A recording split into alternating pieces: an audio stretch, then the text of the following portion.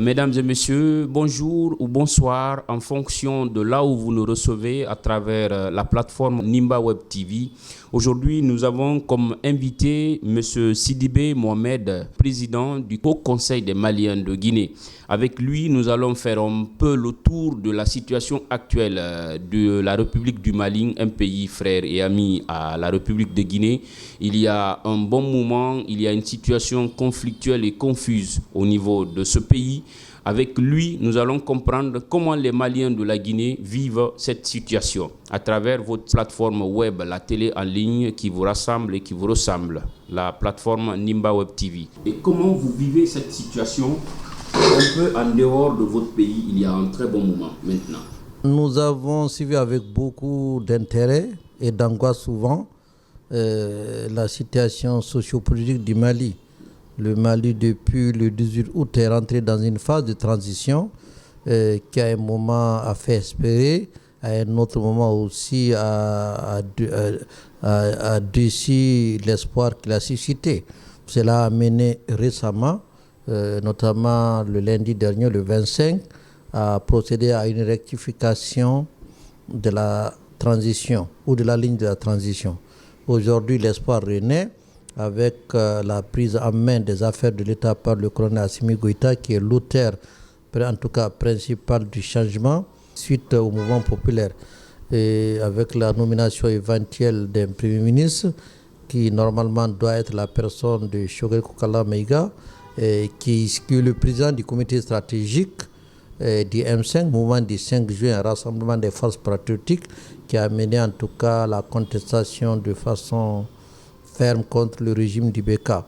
Donc nous disons qu'aujourd'hui, si les forces armées, les forces de défense et de sécurité, plus la population se mettent ensemble, l'espoir est permis et que nous allons voir le bout du tunnel. Parler de situation un peu qui se normalise, mais aujourd'hui on parle de coup d'État dans un coup d'État et autour d'une seule personne, le colonel Assimi Goïta. Comment vous concevez cette réalité? Je vous dis, un coup d'État, c'est contre un régime constitutionnel, un régime légalement, un régime démocratique. Ça, c'est un coup d'État. Mais lorsque c'est un régime de transition, où il y a une mésentente et qu'il y a un changement à l'interne, ça, c'est ce que nous appelons aujourd'hui la rectification de la transition.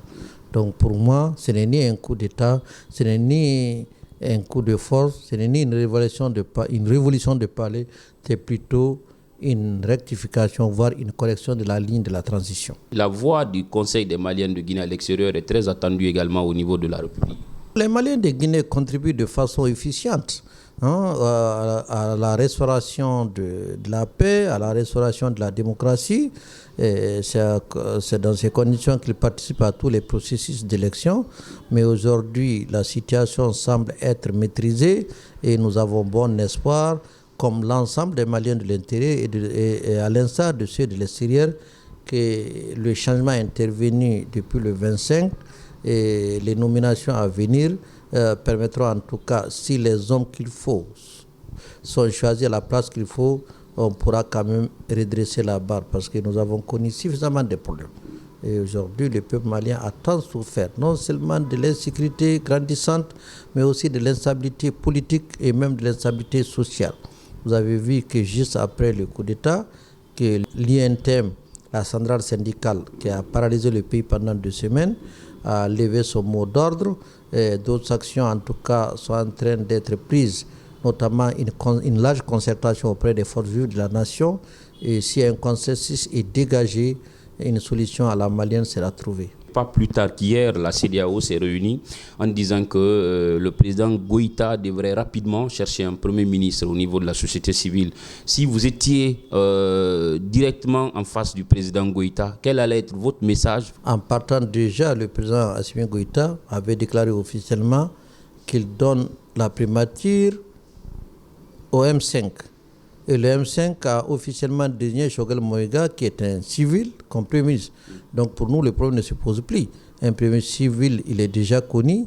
C'est un homme qui connaît le terrain, un homme qui a une certaine représentation, parce qu'il est ici du mouvement de contestation.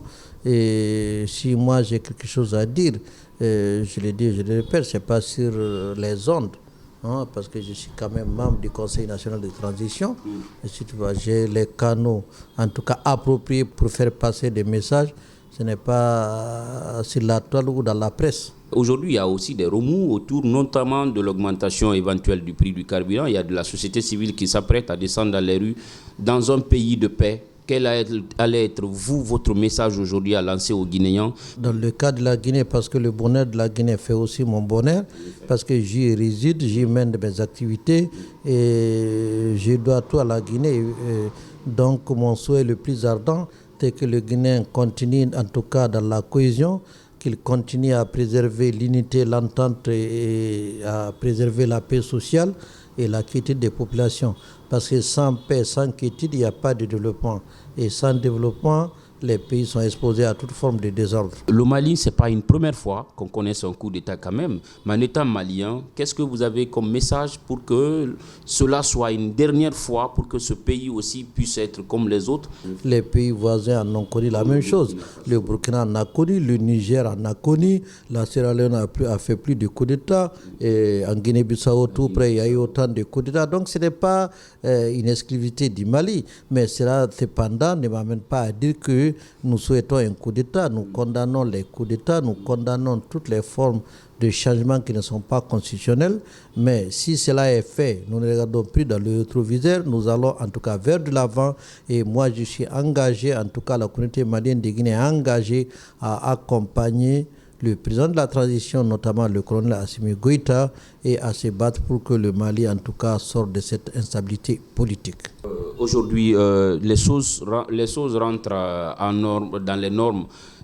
Si vous aviez un message de fin à lancer à ces Maliens, les Maliens vivant au Mali, les Maliens vivant partout à travers le monde. Tout Malien, qu'il soit au Mali ou à l'extérieur, de se lever pour que nous fassions le pays, pour que nous construisions le pays. Personne ne pourra faire de Mali à notre place. Personne d'autre. Ce n'est pas la peine de compter sur une communauté internationale ou sur des gens. C'est des gens qui peuvent nous aider.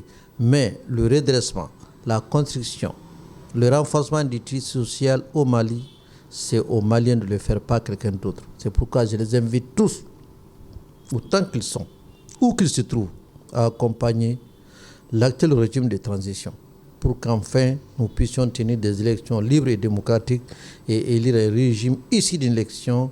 Et c'est à cela seulement que nous allons trouver notre salut. Vous savez, le Mali était un exemple vers les années 90 à 2000 de modèle de démocratie. Un Mali qui a commencé, mais entre-temps, il y a eu les politiques qui ont mal géré, la mauvaise gestion, l'insécurité grandissante liée en tout cas à la pénétration des djihadistes, l'islamisme et puis la rébellion a entraîné tout acte de développement. À cela s'est agrafé l'injustice et aussi la corruption endémique qui a caractérisé la gestion de certains régimes. Donc tout cela a créé des frustrations et de frustration en frustration, il y a eu des révoltes et de révolte en révolte, il y a eu des coups d'État. C'est pourquoi le Mali a été en tout cas dans l'instabilité partante des États, mais nous pensons, moi personnellement j'ai bon espoir que c'est le dernier coup d'État, en tout cas celui du 18 août, et c'est pourquoi la rectification je le soutiens, et je pense qu'actuellement là, ceux qui sont là, en tout cas sont conscients qu'il faut éviter ce genre de situation au Mali, et ils feront tout pour que les situations ne reviennent plus au Mali, et que vraiment le passé tient compte comme exemple pour vraiment préparer l'avenir du Mali et le futur. Mesdames et messieurs, ainsi prend fin cet entretien, cette interview avec le président du Conseil des Maliens de Guinée. Il s'agit de M. Mohamed Sidibé. Avec lui, nous avons fait une revue de la situation actuelle au Mali et de comment les Maliens vivent cette réalité en dehors de leur pays natal. Et M. Sidibé, qui est également un membre de la transition au Mali, vit la même chose que nous autres qui sommes au bord de ce pays. Un pays de paix, un pays de stabilité, un pays qui a connu la paix à l'époque. Donc aujourd'hui, dans l'ensemble, tout le monde travaille pour que ce pays retrouve encore la paix comme il l'a toujours connu. Merci à vous qui nous suivez à travers cette plateforme Nimba Web TV, partout où vous vous trouvez à travers le monde. Merci et à bientôt dans un autre numéro au compte de cette émission Grande Interview.